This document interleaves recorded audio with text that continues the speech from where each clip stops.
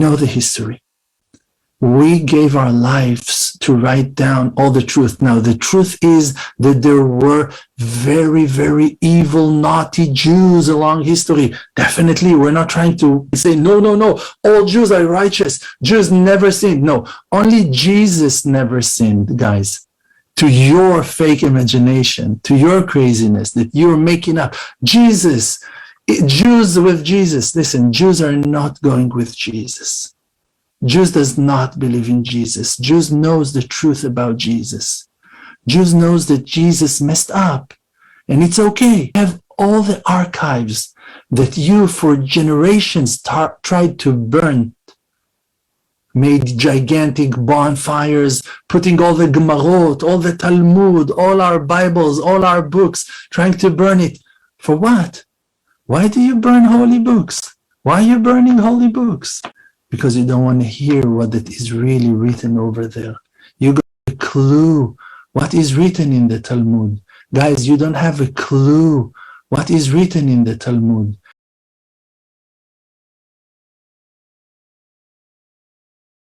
Beautiful side curls.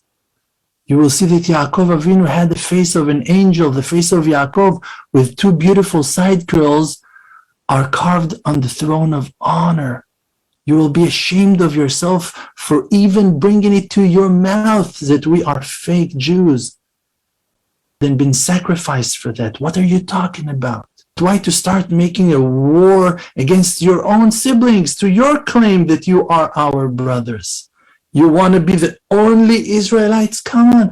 Only black? You think only black? Only black. Only black. Because the tribes were born in Africa. This is the power of imagination that is closing your mind from understanding the truth. It's written on Avraham Avinu that when he was walking with Sarah, his wife, in Egypt, and the Egyptians wanted to kidnap Sarah, he was afraid that they will do so. And Rashi, the holy commentary on the Bible, the holy commentary on all the oral Torah, is bringing from ancient Midrashim the answer to that reason. Because Abraham knew that Sarah was white and the Egyptians were black, and that's why he was scared that they will like her so much, because she was unique, because she was special, because they never saw someone white before. And Sarah was so beautiful that Abraham decided to hide her. And when it's written about Tzipora, the wife of Moshe, that she was Ha'isha HaKushit, that she was a black woman, so the explanation for that was not that she was black, was that she was sticking out in the crowd like a black person in white crowd, because everyone there were white. I'm sorry to break your assumptions, and we are not claiming that black people are not Jews. We have many siblings that are Jews and are black. People from Ethiopia that are definitely Jewish. And guys, in Judaism, you have that mitzvah of conversion. People from different nations can convert and join the Jewish community. People from different nations can convert and join the Jewish community. And if black people or white people, and who cares, from all kinds, from all variety of skin colors, like someone cares about. I want to give all the praises and the honor to Yahweh Bahashem, Yahweh Shai Bahashem, Ruach HaKodesh, and double honors to the elder apostles and bishops of Great Millstone. Honors as well to you, brethren. Shalom to the elect. So, I saw this video like a couple of weeks ago, and I just said, well, I'm not going to mess with it. But I came back, it popped back up again. So this video is titled "Were Ancient Israelites Black?" And what I want to go into this video on is the fact that when someone titles a video this way, they have a motive, you know, one way or another. When we title it "Were the Ancient Israelites Black?", we have to do that because we want to refute the lies and hypocrisy. But now these same people who said skin color don't matter, you would think that they wouldn't even title a video like this. But he also goes on to say, it's quite a few things he said. I'll just try to sum it up, make it quick. he goes on to say that it doesn't basically matter the color, but the Israelites, Sarah was white, and the Israelites were white, and they never seen anybody like that before. Well, we know incidents in the Bible would happen to Miriam, but that's not the case, right? And we're going to get in some scriptures and try to prove that. Not many, just a couple scriptures, and prove that, that these people, they've always, through white supremacy, they've always kept us believing that there was a white Jesus, and the Jesus that they claim they don't believe in. But anybody can convert, but yet none of their temples are in the hood, right? So there's a lot of things to consider on that. But yet, Elder Mike, Vocab Malone, and the rest of them will say that these are the chosen people. So if these are the chosen people, why aren't they going to try to convert them to Christianity? Their fight shouldn't be really with us, as they say, perverting the gospel with a Jew and a Gentile. Well, what about this? They don't even believe in the Messiah. So you would think they would be pushing the envelope, right? The foot to the floor, the gas to the pedal to the metal, to try to convert them back in the ways of being chosen people, right?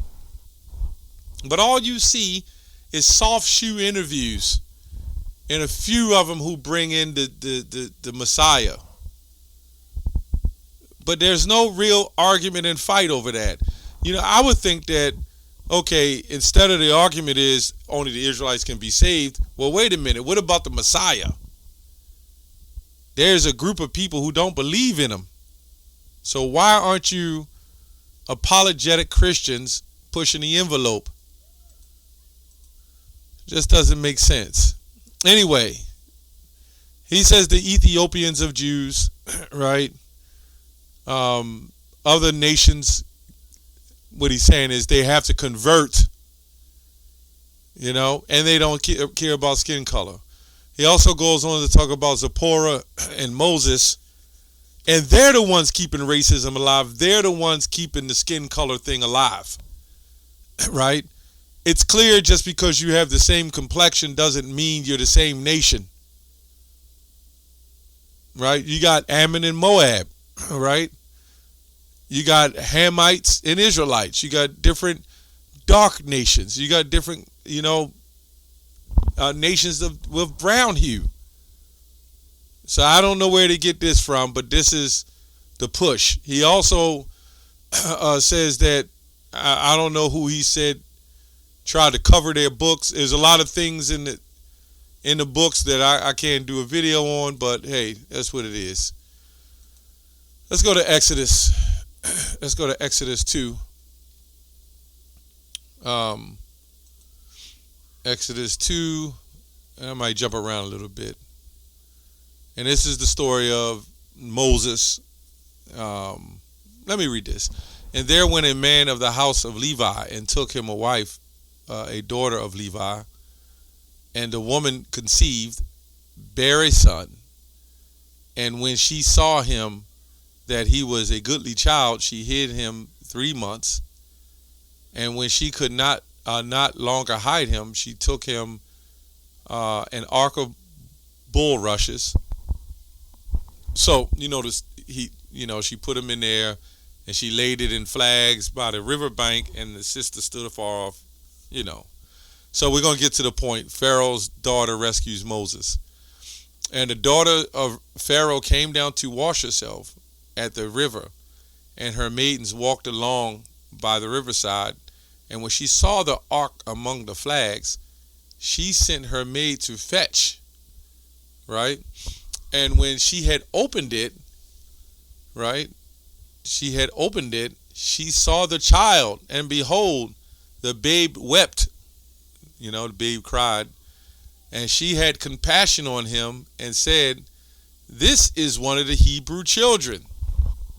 So, did this so-called black woman that was supposed to be a pharaoh looked and seen a white child that was supposed to be a Jew,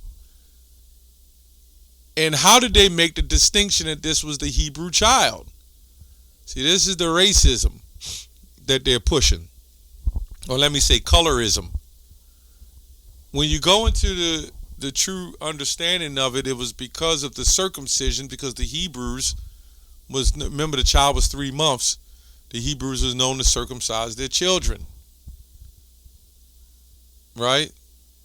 Now, you mean to tell me this man would be raised as an Egyptian and he would be a white man? There's several instances on that. But anyway, then said the sister to Pharaoh's daughter, shall I go and call thee a nurse of the Hebrew woman, that she may nurse the child for thee? And Pharaoh's daughter said unto her, go. And the maid went and called the child's mother, and Pharaoh's daughter said unto her, take this child away and nurse it for me, and I will give thee thy wages. And the woman took the child and nursed it, and the child grew. Okay, and she brought it unto Pharaoh's daughter, and became her son, and she called his name Moses. And she said, because he is, I have drew him, that's what it means, drew him out of the water, drawn out. So, there's another section where Moses flees to Midian. Now, you did, when you go to history in Egypt, you did have the Greeks that eventually conquered Egypt.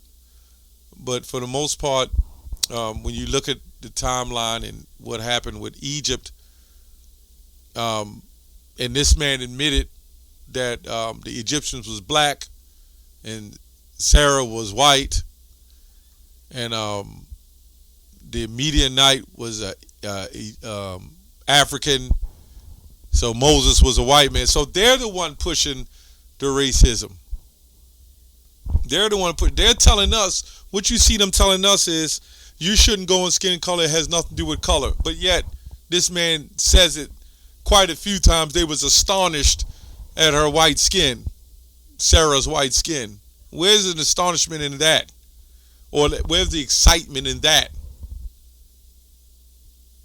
That is not the case. You had nations, you had two different nations of different of the same, pretty much different shades of brown.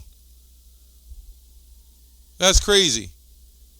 But she took the Hebrew child and didn't say, oh, he's white, that's how I knew he was Hebrew. Get out of here. Then this man says we done took and burnt all the books. Now, the last time I looked, during the Renaissance, that's exactly what happened to us.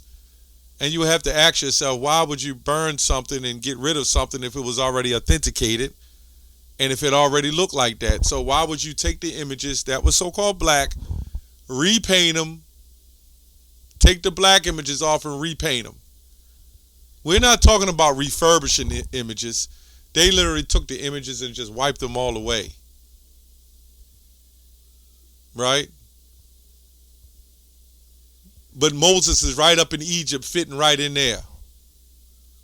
That's crazy. But he was a white man. We're also going to show you something as well. I always go through this. But let's go to the 19th verse. The 19th verse. And they said, let me go on. It says Moses flees to Midian, right? And it says, and they said, an Egyptian delivered us out of the hand of the shepherds, and also drew water enough for us, and watered the flock, right? And they're talking about Moses, and Moses was content to dwell, and she gave him Moses Zipporah, his daughter. So when you go to the understanding of that, an Egyptian, so they concluded from his dress and appearance, perhaps even from his speech, it would be natural for them to make this mistake and for Moses to remember it. So it says right here, from his speech, from his clothing, and from his appearance, that it was natural for them to make a mistake that he was an Egyptian. So, what this man is talking about is crazy, right? So when you look up this word, I like to go into this Phinehas, the grandson, I believe the grandson of Aaron. Let me see. Phinehas means the mouth of brass, right? And we're gonna look that up. I always go through this every time we bring this up about the color. Even got into it with one of them at when we was at camp on this. Phinehas, it means in the Eastern 1897 Bible Dictionary, Phinehas means the mouth of brass. From the Old Egypt, it goes on, says, or from Old Egypt, the Negro, the son of Eleazar, right, the high priest, Exodus 6:25, the grandson of Aaron, right, Eleazar. It says, the mouth of brass, the Egyptian Negro, the Nubian, the black Nubian. So why is Phinehas being called the Egyptian Negro if everybody was white in that line of lineage? Again, not making sense. Daniel 7:9, I beheld till the thrones were cast down. You know, I know he was talking about the long curls, right? And the Ancient of Days did sit, whose garment was white as snow, and the hair of his head like the pure wool, right? And most of these translations say like the pure wool. I'm just reading the translations. All of them say like the pure wool, white wool, like the sun, had white woolly hair, right? So there's nothing wrong if you want to say white wool, but the pure wool, right? Let me see here. See if I see another definition other than wool.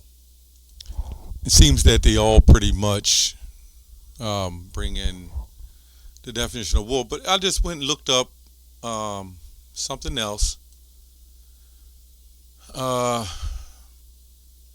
Let's go up here. This is dictionary.net.